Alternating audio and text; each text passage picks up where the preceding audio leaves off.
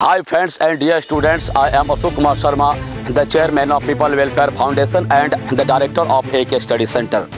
आज daffodils class 8 जो Jharkhand school का जो सिलेबस है डैफोडिल्स के बारे में थोड़ा सा ब्रीफ इंट्रोडक्शन और उसका कॉन्सेप्ट झारखंड के विद्यार्थियों को मैं दे रहा हूं ताकि झारखंड के विद्यार्थी इस चीज़ को समझ सके। डैफोडिल्स एक चैप्टर है।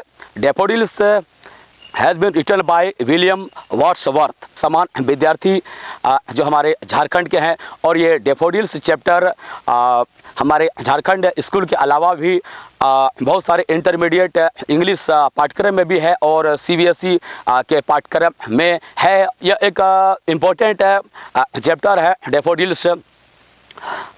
एक बार जो विलियम वर्ड्सवर्थ हैं वे कहीं पर घूमने के लिए सैर करने के लिए जाते हैं। एक बहुत ही बेहतर एक मनोरम दृश्य है जहां वहां पर जाते हैं। जैसे कि एक सुनसान जगह है और बहुत ही बेहतर जगह है। जैसे कल्पना किया जाए जैसे आज हम लोग प्राकृतिक रूप से मनोरम दृश्य जो हमारे आसपास देख सकते हैं या प्रकृति जो बहुत ही शानदार जो प्रभाव हमारे मनो मस्तिष्क पर छोड़ता है, इसी प्रकार से एक ज़बरदस्त लॉन्ग टर्म प्रभाव जो हमारे राइटर हैं, ऑथर है विलियम वर्ड्सवर्थ हैं, उनके मनो मस्तिष्क में छोड़ा गया है। तो यह डैफोडिल्स चैप्टर का नाम दिया गया है क्योंकि डैफोडिल्स क्या है? डैफोडिल्स एक फूल है, फूल का नाम है जो पीला कलर का गोल्डन कलर का जो डैफोडिल्स फूल है। तो कहानी ऐसा है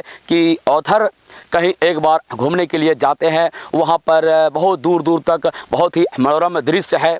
वहाँ चारों ओर जो पहाड़ हैं, हिल हैं, उसके अलावे जो झील हैं आसपास और झील के आसपास बहुत सारे पेड़ वगैरह है और दूर दूर तक बहुत सारे डैफोडिल्स के फूल हैं, फ्लावर हैं। और दूर दूर तक डैफोडिल्स के फ्लावर जो अधिकांश फूल हैं वह गोल्डन कलर का मानो कि सोना जैसा चमक रहा है और आपस में बहुत सारे फूल लहराते हुए एक दूसरे से टकरा रहे हैं और झिलमिला रहे हैं। तो इस प्रकार से वह फूल टकरा रहे हैं, झिलमिला रहे हैं, मानो ऐसा उस परिस्थिति को, उस इन्वायरमेंट में, उस जगह में जब ऑथर जाता है, उस प्रकृति के साथ जो चारों ओर वह देखता है, दूर दूर तक जब वह देखता है चारों ओर तो दूर दूर तक फूल ही फूल दिखाई देता है और बेहतर एक शानदार प्राकृतिक माहौल और प्रकृति जहां चारों ओर इस तरह के चिड़ियाँ चहचहा रहे हैं। तो ये मन से उसका लेखक का मन बहुत ही प्रफुल्लित हो जाता है, बहुत ही प्रसन्न हो जाता है। दूर दूर तक जब लेखक देखते हैं तो हजारों फूल ही फूल दिखाई देते हैं। तो लेखक को कभी कभी वहाँ पर इस प्रकार का महसूस करते हैं कि ऐसा लग रहा है जिस तरह से गगन आकाश में रात में जिस तरह से लाखों तारे जो टिमटिमाते हैं और बहुत ही एक मनोरम दृश्य दिखाई पड़ता है और चित्त को प्रसन्न करने वाला दृश्य लगता है। उसी प्रकार का एक बहुत ही सुकून भरा एहसास होता है उस लोनली जगह में।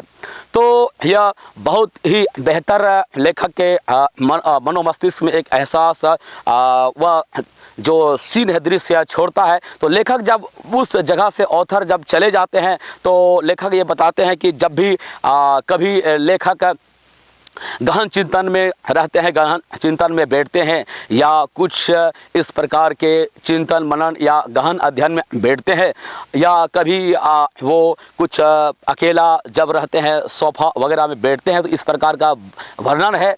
तो अनायास ही वह घटना, वह प्रकृति के साथ जब वह घूमने के लिए गए थे, वह सुंदर और प्रकृति से भरा हुआ मनोरम दृश्य उसके मनो मस्तिष्क में वह याद आ जाता है और वह दृश्य याद आने से वह उस लेखक ऑथर को वैसा ही महसूस होता है जितना बेहतर महसूस उस परिस्थिति में हुआ था। तो बस यही कहानी है। तो एक्चुअली बस इतना ही इस कहानी का सार है। तो इसी को करना क्या है, इंग्लिश में इसको लिखना है, क्वेश्चन आंसर है उसको लिखना है, और उसके बाद कुछ जो विषय वस्तु से संबंधित इंपॉर्टेंट वर्ड्स है उस वर्ड को विद्यार्थी आप लोग डिक्शनरी में भी देख के उसको आप कर सकते हैं, या नेट में भी देख के कर सकते हैं, या कोई गाइड बुक में भी देख के कर सकते हैं। बस इतना ही है। कुछ क्वेश्चंस इसमें आएंगे कि एक्चुअली व्हाट इज डैफोडिल्स। तो daffodils actually daffodils is a term which denotes or which is the meaning of this, that it is a kind of flowers and flower of golden color, and this title and this chapter has been written by the William Wordsworth. Actually, in this chapter, William Wordsworth gave the introduction that sometimes one personal experience of William Wordsworth, that when he went to wander, actually William Wordsworth described that when he was actually going there, that he used to feel that actually he was just like wandering, just like a cloud, wandering cloud. And there he got very great and very good experience that pleased to the mind and enthusiasm and experience of the author. And after just going from that area, whensoever the author gets opportunity of being alone or in the situation of deep thinking, then that memory, that nostalgic memory and event of the daffodils actually starts hovering into the sphere of the mind of the author, and author also recharges, and the author is very much pleased and very much happy. So it is this is the story. And also the question may be that actually what is the importance of the daffodils chapter. The importance of daffodils chapter is that actually just like being nearby or being in the nature, it is great experience. It pleases to the mind of human being. So if we live in nature like these types of the flower, then it may be a great experience. It is a short description of this chapter, and go throughout this chapter, and you can get better in this.